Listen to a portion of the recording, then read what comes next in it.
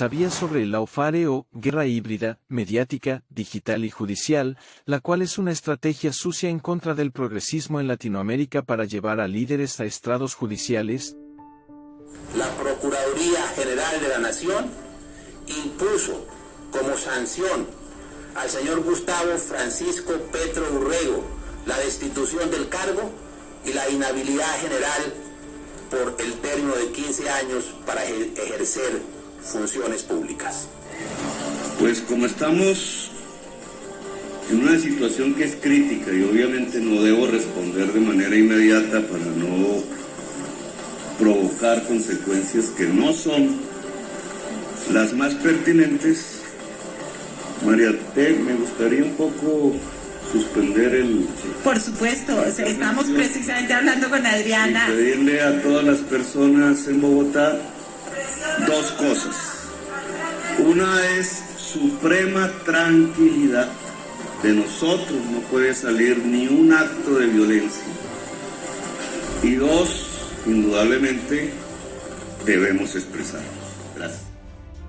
Un artículo del periódico UNAL, escrito por Óscar Javier Trujillo Osorio, docente de Facultad de Derecho, Ciencias Políticas y Sociales de la Universidad Nacional de Bogotá, Colombia, nos explica y nos muestra algunos ejemplos del modus operandi de esta estrategia. El término guerra judicial proviene de la combinación de ley y guerra y se refiere al uso estratégico del sistema legal con propósitos políticos, especialmente para atacar, inhabilitar o castigar a figuras de la oposición política, todo bajo la apariencia de legalidad.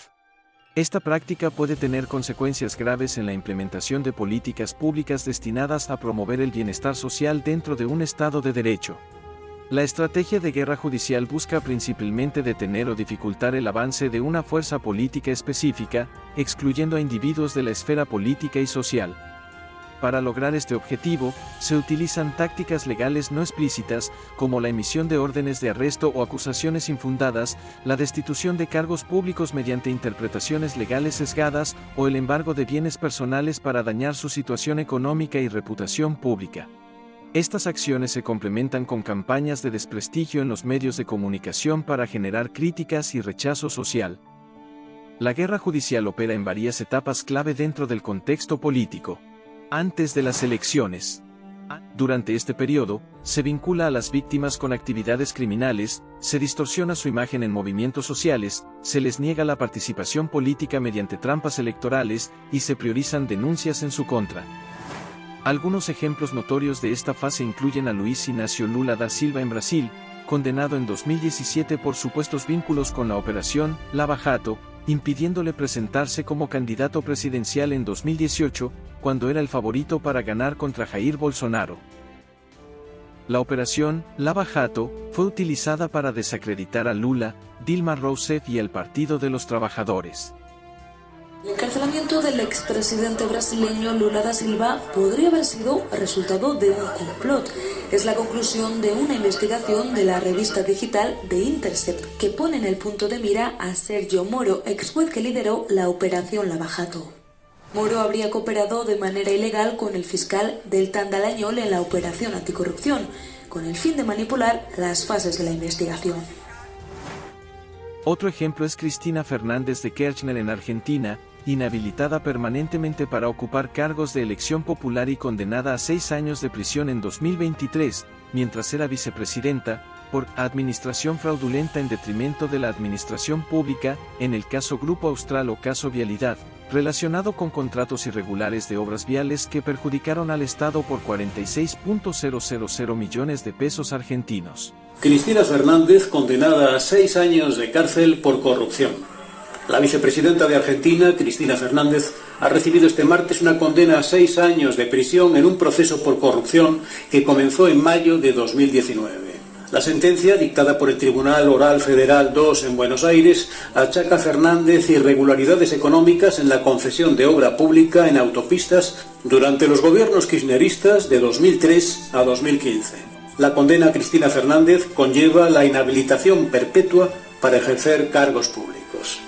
La líder del peronismo kirchnerista cuenta con fueros de inmunidad que impiden que sea detenida hasta diciembre de 2023, cuando acaba su mandato de vicepresidenta. durante el ejercicio gubernamental. En esta fase, se les atribuyen presuntos actos de corrupción o omisiones en la gestión para desacreditar su imagen.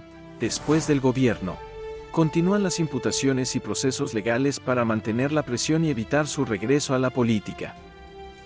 En Colombia, un grupo de congresistas del Pacto Histórico denunció el uso de la guerra judicial por parte de la Procuraduría General de la Nación.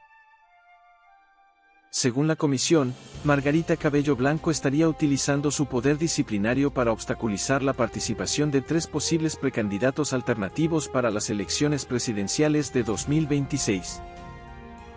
Entre ellos está Carlos Caicedo, exgobernador del Magdalena, implicado en más de 100 investigaciones penales, fiscales y disciplinarias. También está Camilo Romero, exgobernador de Nariño, y Daniel Quintero, exalcalde de Medellín. La bancada de Senado y de Cámara de Representantes del Pacto Histórico ha tomado la decisión de acudir a la Comisión Interamericana de Derechos Humanos para solicitar se decreten medidas cautelares con el fin de proteger la vida y los derechos políticos de sus integrantes y la voluntad del pueblo que los eligió. Esta decisión responde a las actuaciones de la Procuraduría General de la República. Estas acciones ilustran cómo la guerra judicial puede desestabilizar gobiernos progresistas y obstaculizar avances en políticas sociales, poniendo en riesgo la justicia, la democracia y la estabilidad institucional en la región. Guerra judicial durante el gobierno en ejercicio. La guerra judicial utiliza organismos de control estatal cuando las instituciones de persecución penal, disciplinaria, electoral o fiscal son manipuladas por una facción política opuesta o por otras ramas del poder público para iniciar acciones según la capacidad y responsabilidad constitucional asignada.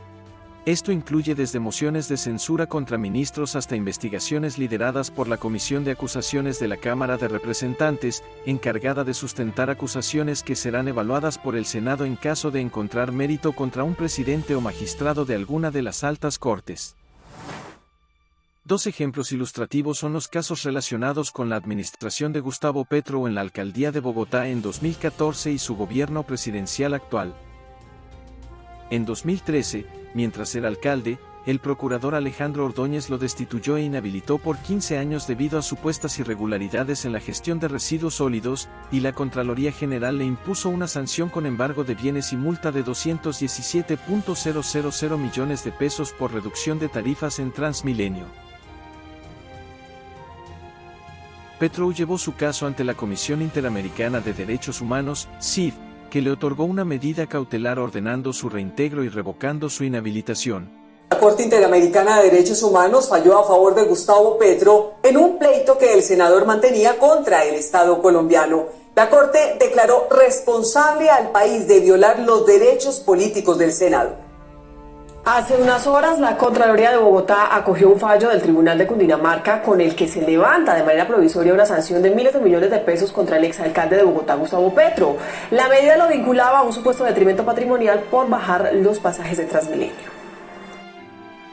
El Consejo de Estado anuló el embargo, permitiéndole participar en las elecciones presidenciales de 2018 y 2022, ganando en esta última. Me llamo Gustavo Petro y soy su presidente.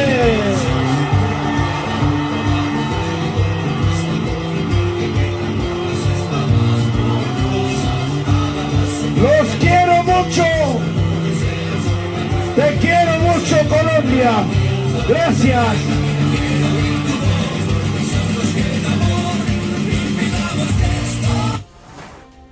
Actualmente, el presidente Petro y su gabinete enfrentan acciones de la Procuraduría, como sanciones al director de la Sociedad de Activos Especiales, SAE, Daniel Rojas Medellín, y al superintendente de Servicios Públicos Domiciliarios, Dagoberto Quiroga, por presuntas irregularidades en el incumplimiento de un contrato de acciones de Triple ASA ESP.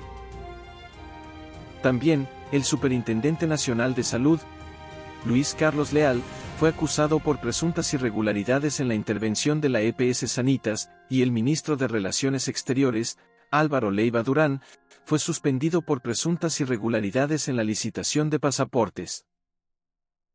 La Procuraduría suspendió por 3 meses al presidente de la SAE, José Danilo Rojas, tras una investigación por el caso de la empresa AAA de Barranquilla.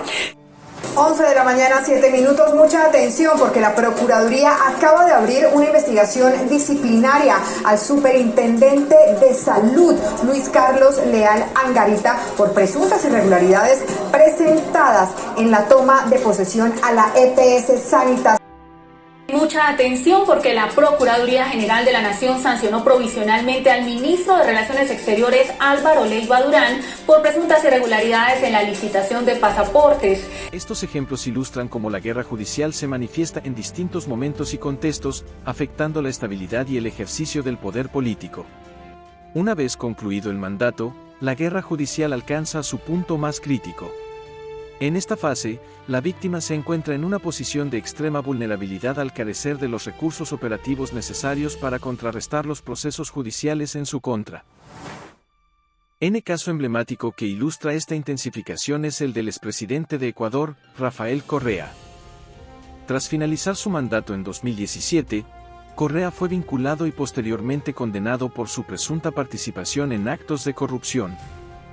Esta situación no solo afectó al expresidente, sino también a algunos de sus funcionarios, quienes se vieron obligados a buscar asilo político en embajadas extranjeras. Un ejemplo reciente de esta intensificación es el caso de Jorge Glass, ex vicepresidente de Ecuador, quien fue capturado de manera ilegal después de que se violara la inviolabilidad de la Embajada de México en Quito, lugar donde se encontraba protegido.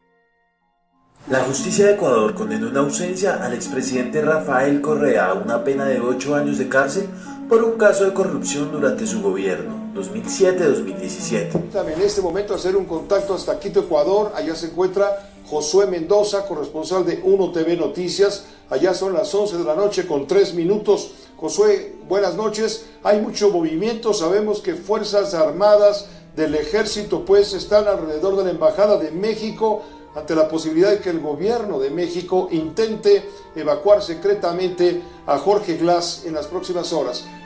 ¿Nos podrías informar, por favor? La guerra judicial en su etapa más intensa no solo se centra en figuras políticas de alto perfil, sino que también afecta a activistas, periodistas y defensores de derechos humanos que se convierten en blanco de procesos legales manipulados con fines políticos. Esta práctica no solo debilita las instituciones estatales al permitir la apropiación privada de recursos públicos, sino que también crea un clima de inseguridad jurídica y vulnerabilidad para aquellos que se enfrentan a este tipo de persecución. La intensificación de la guerra judicial abre la puerta a la consolidación de doctrinas políticas extremistas y antidemocráticas, al mismo tiempo que suprime las diversas expresiones de la sociedad bajo el pretexto de legalidad. Esto representa un riesgo significativo para el Estado de Derecho y la democracia en la región, ya que socava la confianza en las instituciones y fomenta la polarización política. En resumen, la etapa más intensa de la guerra judicial se caracteriza por la vulnerabilidad extrema de las víctimas, la manipulación de procesos judiciales con fines políticos y el riesgo de consolidación de prácticas antidemocráticas en la región. Una táctica utilizada para debilitar políticamente a los adversarios a través del sistema judicial. Estas acciones ocurren en un contexto donde sectores de la ultraderecha, incluyendo dirigentes del Centro Democrático y agrupaciones neonazis, buscan destituirlo. El uso de procesos legales como herramienta de guerra política, al igual que en otros países como una estrategia para desestabilizar gobiernos progresistas. La situación recuerda eventos históricos en Colombia y en América Latina, donde la manipulación de la justicia ha servido para enfrentar a líderes políticos y movimientos sociales, con el objetivo último de mantener estructuras de poder tradicionales y neoliberales. El gobierno y sus aliados del pacto histórico son llamados a actuar con urgencia para contrarrestar estas maniobras y evitar una escalada de violencia y regresión política.